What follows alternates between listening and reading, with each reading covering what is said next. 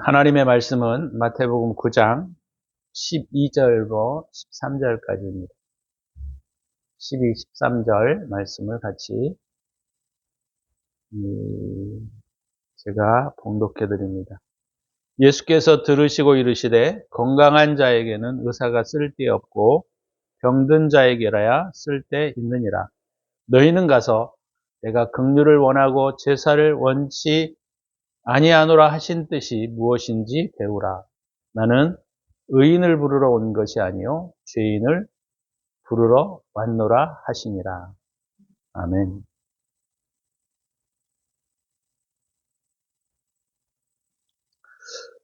오늘 말씀을 중심으로 문제에 대한 인식이라고 하는 제목으로 함께 말씀을 같이 나누고자 합니다.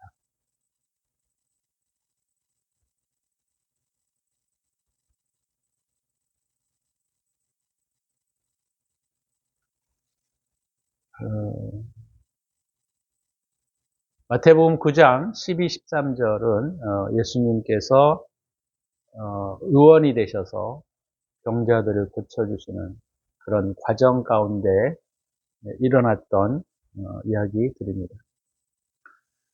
이때 유대인들과 바리새인들의 도전이 있었던 것을 우리는 본문을 통해서 알 수가 있는데요. 예수님과 바리새인의 시야 차이, 시각 차이는 우리의 삶에, 우리의 또 신앙에 있어서도 되게 중요한 부분을 차지하고 있습니다.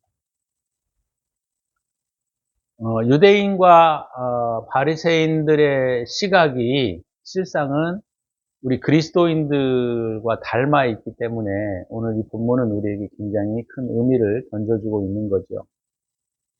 왜냐하면 바리새인들도 하나님의 선민이었다 이렇게 생각했고 또 그들은 하나님을 진실되게 믿고 있다 이렇게 스스로 생각을 했었고 또 그들은 하나님의 택한 사람들이다라고 하는 생각들로 굉장히 사로잡혀 있었던 사람들입니다.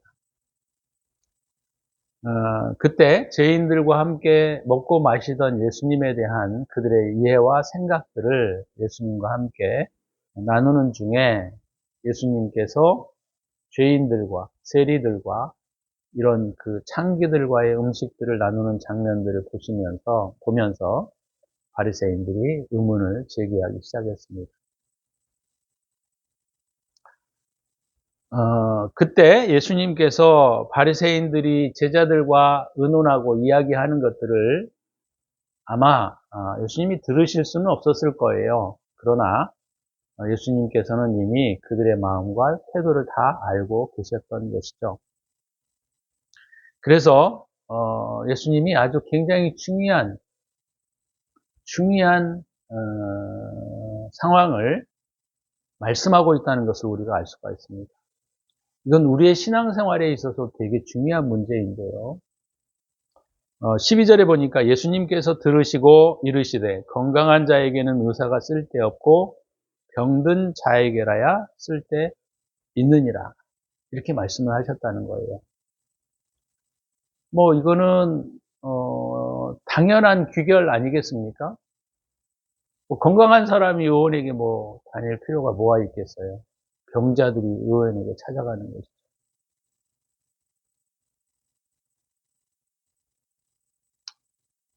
이것은 우리에게 신앙생활을 할 때에도 되게 중요한 문제점을 우리에게 시사해 주고 있습니다. 우리는 사실 쓰레기가 가득한 구정물통이라고 우리 인간들을 보면 틀리지 않을 거예요. 왜냐하면 우리 안에는 각종의 죄악과 악과 상처들 또 우리가 살아오면서 가져왔던 문제들이 우리 안에 차근차근히 잠재되어 있습니다. 이게 사라진 것이 아니라 잠재되어 있는 거죠. 그래서 이런 것들은 평상시에는 우리에게 큰 문제를 일으키지 않습니다. 그런데 이게 문제가 뭐냐면 우리의 삶이 휘저어질 때 구정물통에 가라앉은 찌꺼기와 더러움과 죄와 악과 찌꺼기들이 이렇게 올라오게 되는 것이죠. 그래서 저도 그랬습니다마는 사실 우리가 신앙생활을 하면서 크게 죄를 짓는 사람들은 많지 않을 거예요. 하지만 저도 예수를 믿고 살아올 때 크게 죄를 지었다라고 하는 것이 거의 없어요. 근데 문제가 뭐냐면 이 구정물통이 휘저어질 때 우리의 더러운 찌꺼기들과 쓰레기들과 이 구유물들이 이렇게 밑에서 올라오게 되는 것이죠. 그래서 실상은 우리가 내가 스스로 문제가 있다고 생각할 때 해결할 수 있는 기회가 오는 겁니다. 근데 내가 문제가 없다, 나는 아무런 문제가 없어 라고 생각하는 사람들은 절대로 그 부분들을 볼 수 없어요. 관심도 없습니다. 그게 당연지사인 거예요. 그래서 문제가 없다고 생각하는 사람들은 문제에 대한 접근조차 할 수가 없습니다. 나는 괜찮은 사람이야. 나는 좋은 사람이야. 나 정도면 어때? 나는 굉장히 평범하고 나는 죄 같은 것들 저지르는 사람이 아니야 라고 생각을 하고 있는데 실상은 문제에 닥치게 되면 우리가 그때 뭘 하게 되냐면 자기 자신을 돌아볼 수 있는 시간들이 우리에게 주어진다는 거예요. 그래서 오늘 본문의 말씀은 굉장히 우리에게 보편적인 진리를 우리에게 안겨주고 있지만 실상은 우리에게 있어서 되게 중요한 부분들을 지적하고 있는 거예요. 내가 문제가 없다라고 생각할 때, 또 우리의 삶이 평온할 때는 절대로 내가 무엇이 문제인지를 생각지도 않을 뿐만 아니라 우리가 그것을 고치려 들지 않습니다. 그래서 문제가 없다고 생각하는 사람들은, 다시 말하면 건강한 사람들은 의원을 필요로 하지 않아요.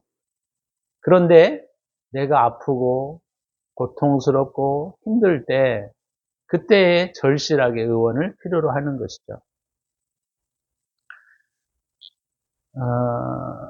주님도 우리 안에 더러운 찌꺼기와 쓰레기들이 우리 안에 깊이 많이 산재되어 있지만 주님께서는 그것을 아무 때나 휘저으시지 않습니다. 이게 되게 중요한 부분이에요. 내가 문제가 없기 때문에 나는 평안하다라는 것이 아니라 내 속에 많은 문제들이 있음에도 불구하고 주님이 그것을 휘저으시지 않는다는 거예요. 다시 말하면 마귀가 우리의 마음을 헤집도록 허용하시지 않는다는 겁니다. 그래서 주님이 이런 것들을 휘저으시도록 마귀의 활동을 허용하시는 가장 중요한 것은 뭐냐면 내가 그 문제를 직면하고 그 문제를 해결할 수 있는 시점이 우리에게 있기 때문에 그 문제를 휘저으시는 거예요. 다시 말하면 우리의 모든 삶의 일거수일투족이 하나님의 통치 아래에 있다는 겁니다. 이것을 그리스도인들이 믿으셔야 돼요. 그래서 큰일이 닥치거나 문제가 닥치면 우리가 빨리 이 문제를 어떻게 해결할까를 생각하지 말고 하나님이 내게 무엇을 고치기를 원하시는가를 보셔야 합니다. 그것이 오늘 본문에서 우리에게 주고 있는 중요한 메시지 중에 하나예요. 많은 그리스도인들이 평온할 때에는 예수를 잘 믿는 것 같다가도 문제가 일어나게 되면 허둥지둥하고 갈 바를 알지 못하고 어떻게 해야 할지를 몰라요. 그것은 물론 첫 번째로는 믿음이 없는 거죠. 주님이 우리의 삶을 섭리하시고 다스리시고 통치하신다라고 하는 것을 우리가 알고는 있지만 믿고 있지 못하다는 증거이기도 합니다.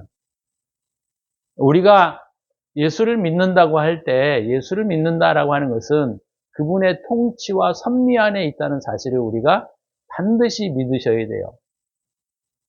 문제가 일어났다라고 하는 것은 주님께서 그 부분을 통하여 우리에게 무엇을 고칠 것인가를 고민하게 하시는 것이라고 제가 말씀을 드렸어요. 그죠? 그렇다고 한다면 문제에 대한 인식을 우리가 올바르게 가져야 할 필요성이 있다는 겁니다. 자, 그럴 때 기독교인들은 어떤 태도를 취해야 되느냐? 그 일으켰던 문제의 원인을 우리가 해결하려고 하기보다는 실상은 그 문제를 통하여 내가 무엇을 회개해야 할 것인가 또는 무엇을 고쳐야 할 것인가를 우리는 염두에 두셔야 한다는 겁니다. 그것이 올바른 기독교인들이 가지고 있어야 할 사고예요.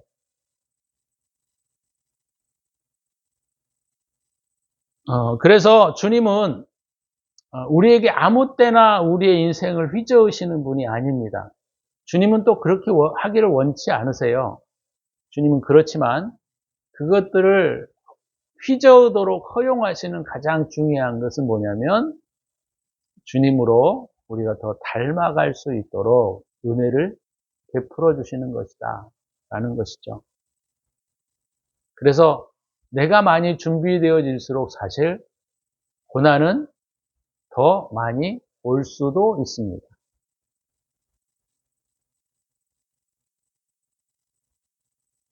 그래서 물론 우리가 고난과 문제, 아픔 이런 것들을 우리가 쉽게 우리가 나는 기뻐 이렇게 할 수는 없지만 그게 다 모든 사람들에게는 힘든 과정이고 고통스러운 과정이기도 해요.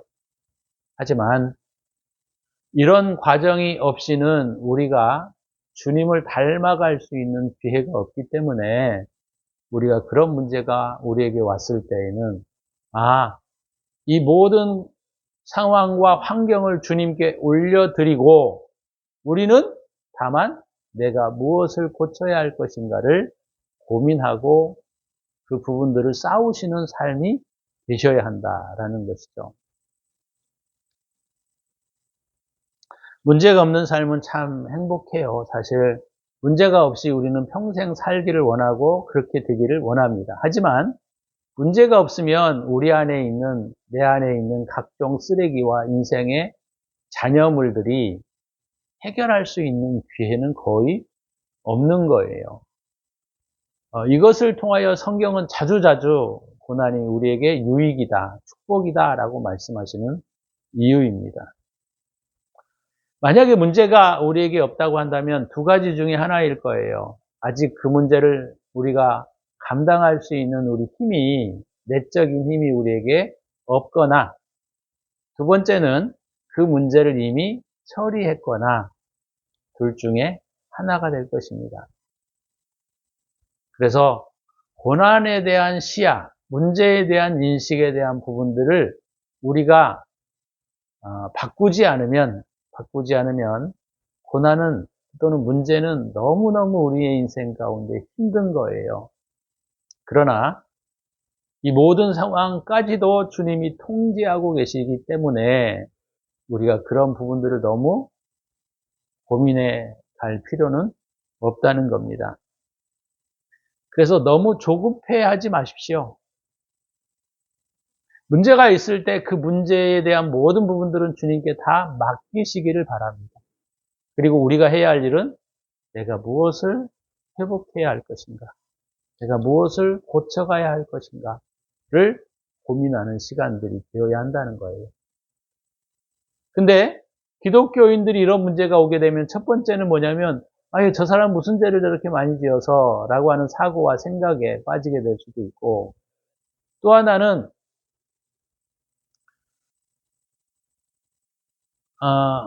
우리가 그런 문제들을 당하게 될 때 조급하고 또 막 허둥지둥됨으로 인하여 우리가 그 문제의 가장 본질적인 부분들을 놓쳐버릴 수 있다는 겁니다. 대부분들은 이 두 가지 문제에 해당된다고 볼 수 있어요. 어떤 사람들은 문제가 일어나면 막 허둥지둥대고 내가 무슨 그렇게 진죄가 많기에 이런 문제들이 내게 있느냐라고 생각하시는 분들도 있고 또 어떤 분들은 그냥 그런 문제들이 왔을 때 막 허둥지둥됨으로 인하여 주님에 대한 신뢰마저도 잃어버리고 살아가는 경우들도 많이 보게 됩니다. 그러나 여러분, 오늘 본문을 통해서 우리가 깊이 있게 생각해 볼 수 있는 것은 조급해야 할 필요가 없습니다. 두려워할 필요도 없습니다.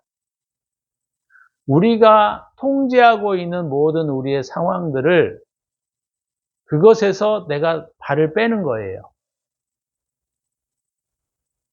내가 통제하던 상황을 주님께 맡겨드리는 것은 사실 그 통제권을 주님께 올려드리는 거하고 똑같은 겁니다. 그래서 되게 중요한 문제예요.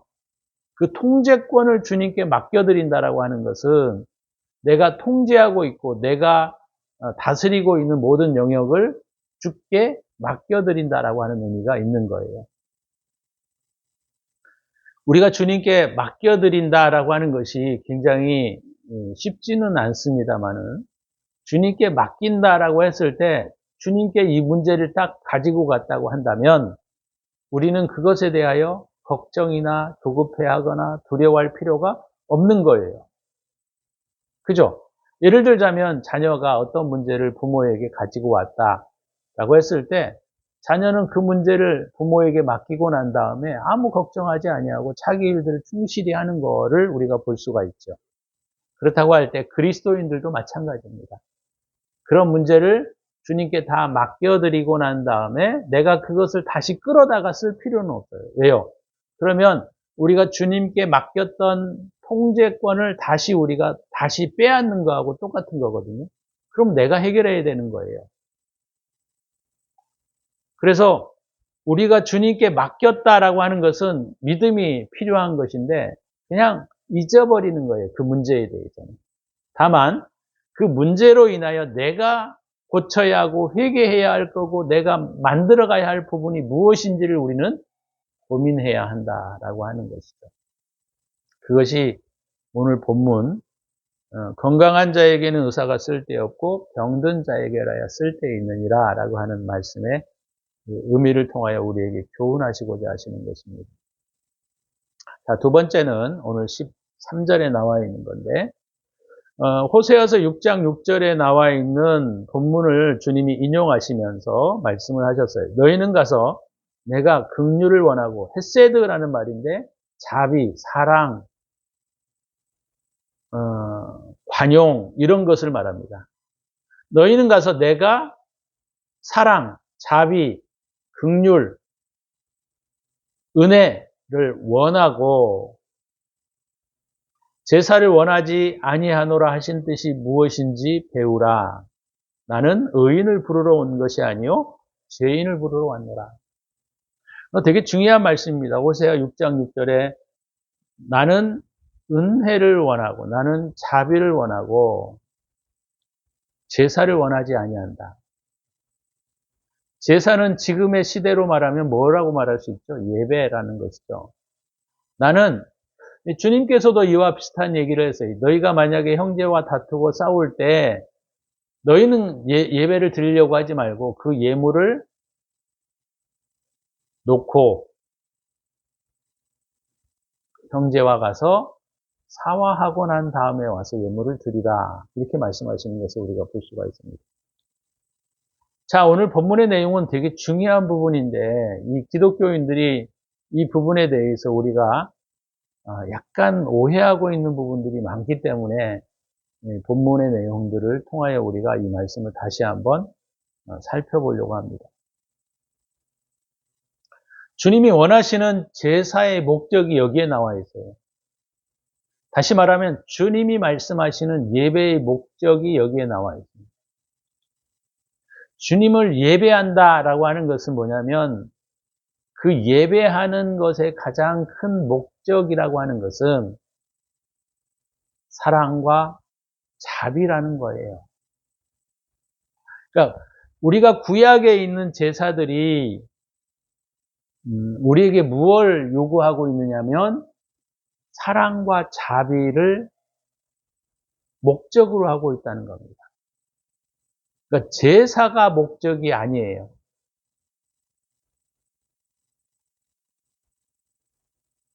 제사가 목적이 아니라 제사의 목적이 뭐냐라는 거예요. 그러니까 제사가 상징하고 있는 것이 무엇이냐라는 거죠. 제사가 상징하는 것은 오늘 주님이 말씀을 통해서 우리에게 가르쳐주고 있는 것이 뭐냐면 나는 제사의 목적이 사랑이라는 것을 알았으면 좋겠다라는 거예요. 나는 제사의 목적이 은혜라는 것을 알았으면 좋겠다. 나는 제사의 목적이 관용이라는 것을 알았으면 좋겠다라는 거죠. 그러니까 주님이 원하시는 것은 자비이지 오늘 소위 말하는 예배가 아니라는 겁니다. 이것은 구약도 마찬가지고 신약에서도 주님이 누누이 강조하셨던 부분들이에요. 근데 우리가 실상은 우리의 신앙의 형태들을 보게 되면 뭐죠? 우리는 사랑보다 자비보다 무엇을 더 중히 여겨요? 예배를 더 중히 여깁니다. 그러니까 실상은 제사라고 했을 때 하나님께 드려지는 이 예배는 실상 목적이 어디에 있느냐면 자비와 사랑이라는 거예요.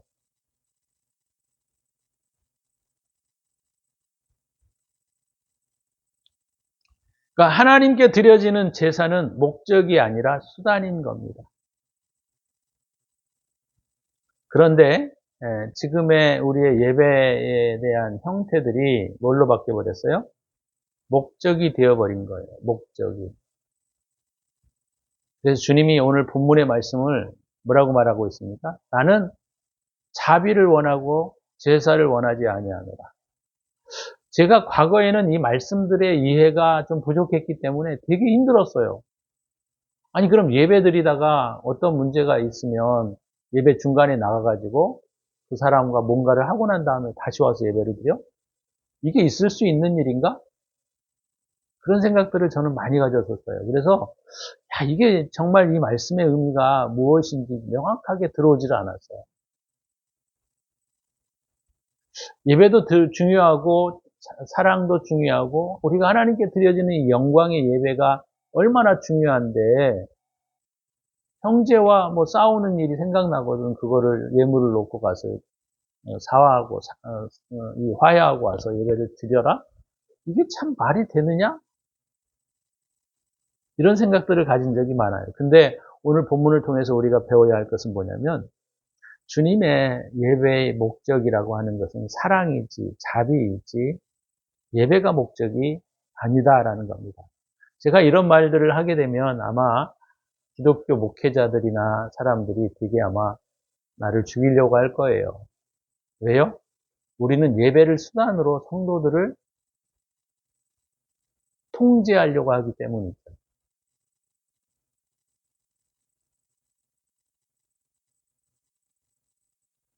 하나님께 드려지는 제사는 목적이 아니라 수단인 겁니다. 우리가 이 부분들을 명확히 하지 않으면 우리는 예배가 무엇인지를 모르고 넘어가는 경우들이 많아요. 로마서 12장 1절에서도 뭐라 그랬어요? 너희가 산 제사를 하나님께 드려라. 살아있는 제사라고 했을 때 우리의 삶에 관련된 부분들이라는 것을 우리가 알 수가 있는 것이죠. 그러니까 삶에서 드려지는 하나님께 그 예배가 영적인 예배라는 거예요.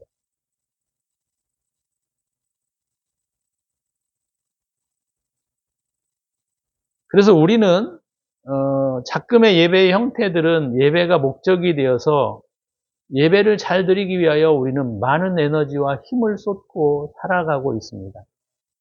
근데 그 예배가 목적이 아니라 수단이라는 사실을 우리가 이해해야 돼요.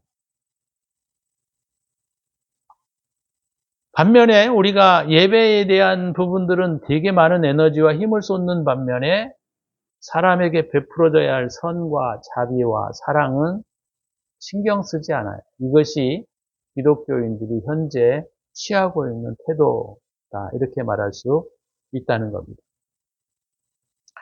오늘 주님께서 말씀하신 이것의 가장 중요한 부분은 뭐냐면 예배의 목적이라고 하는 것은 그 예배자도 예배의 대상자, 즉 다시 말하면 주님이시죠. 예수 그리스도 또는 뭐 하나님이라고 말할 수도 있겠지만 예배의 대상자를 닮아가는 데 있다는 거예요. 그것이 예배의 목적이라는 것입니다. 즉 주님이 선하시고 주님이 진리이시기 때문에 예배자도 선해야 되고 진리여야 한다라는 거예요. 그것이 예배의 목적이라는 겁니다. 이건 좀 되게 파격적인 이야기예요. 엄밀히 말하자면 우리가 하나님 앞에 예배를 드린다고 해서 주님이 잘 받으실까요? 지금 작금에 말하고 있는 예배의 형태로 은혜 받았어. 정말 하나님의 은혜 가운데 내가 살았어. 이렇게 많은 사람들이 이야기를 하지만 그들의 삶의 변화는 거의 없습니다. 왜 그럴까요? 예배가 목적이 되어 있기 때문입니다. 이건 오늘 본문의 말씀에서 굉장히 중요한 우리에게 시사점을 주고 있는데 내가 긍휼을 원하고 제사를 원치 아니하노라 하신 뜻이 무엇인지를 좀 배웠으면 좋겠다라는 거예요. 되게 무서웠고 되게 참 파격적인 말씀입니다. 엄밀히 말해서 우리가 예배를 잘 드린다고 해서 주님이 받으실 만한 것들은 없어요. 왜요? 우리는 죄인이기 때문이죠. 그렇지만 예배를 통해서 우리에게 받으시고자 하시는 것이 있어요. 그것은 뭐냐면 예배의 목적이신 주님을 닮아가는 거예요. 주님과 같아지는 거예요. 그것이 예배의 목적이라는 겁니다. 이런 식으로 우리가 예배의 목적을 생각했다고 한다면 그리스도인들이 변하지 않을 수 없는 것이죠. 바뀌지 않을 수 없는 겁니다. 그런데 예배가 목적이 되니까 구약의 제사도 마찬가지였고 신약의 예배도 마찬가지지만 우리는 예배를 거룩하게 드리려고 몸부림을 치는데 실상은 삶에 대한 변화에 대하여 관심을 갖지 못하는 것이죠. 그게 왜 그러냐? 예배가 목적이 되어 있기 때문입니다. 그래서 우리가 오늘 본문의 말씀을 잘 이해하셔야 한다는 거예요. 나는 긍휼을 원하고 나는 헤세드, 사랑을 원하고 나는 자비를 원하고 나는 예배를 원하지 아니하노라 하신 뜻이 무엇인지 배워라. 이 부분들은 우리가 굉장히 깊게 다시 한번 묵상해야 할 중요한 말씀입니다. 주님이 말씀하신 거예요. 주님이. 교회가 말하는 게 아니고 교회 제도가 말하는 것이 아니고 주님이 말씀하시는 거예요. 나는 긍휼을 원하고 제사를 원하지 아니하노라. 우리가 함께 이 말씀을 다시 한번 묵상하시면서 기도하는 시간을 갖도록 합니다. 기도합니다.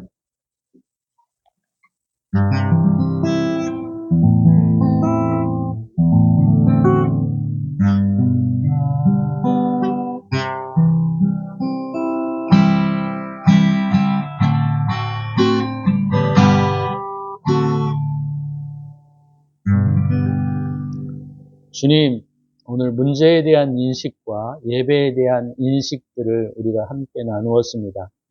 주님, 올바른 문제들을 대할 때에 그리스도인의 태도를 갖게 하시고 또 우리가 예배에 대한 올바른 인식을 갖게 하셔서 주님과 닮아가는 인생과 삶이 될 수 있도록 은혜를 베풀어 주옵소서.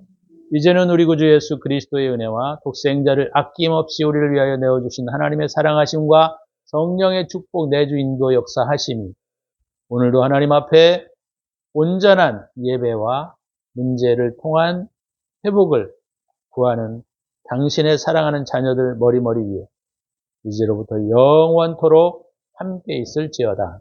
아멘.